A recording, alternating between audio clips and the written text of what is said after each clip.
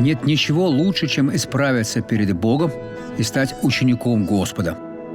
Ведь благословение передастся всем вашим детям, детям ваших детей, детям детей детей, правнукам, праправнукам, всем грядущим поколениям, если вы будете верным человеком. Послушайте, что сказано у Исаии 54 в стихе 13. «И все сыновья твои будут научены Господом». Скажите «Аллилуйя». Видите, какое благословение? Все. А что кроме этого? «И великий мир будет у сыновей твоих». Вам стоит со слезами поблагодарить Бога, благословить Господа, поскольку это обетование адресовано вам. Возможно, у вас проблемы с вашими детьми. Ничего не выйдет. Выйдет. Пока вы грешите никак. Но если вы исправитесь, они будут благословлены, и после вашей смерти благословение перейдет к ним.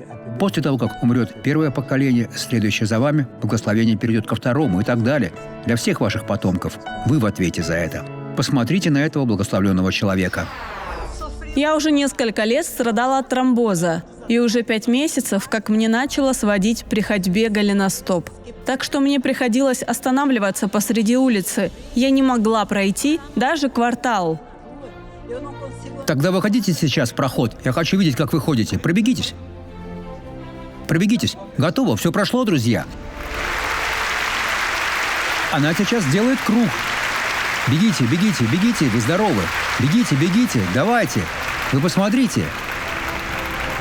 Бегите. Давайте теперь помолимся. Бог, я связываю все зло, которое поднялось против этой семьи. Я передаю благословение и говорю зло вон, во имя Иисуса. А вы скажите «Слава Богу». Хорошего дня.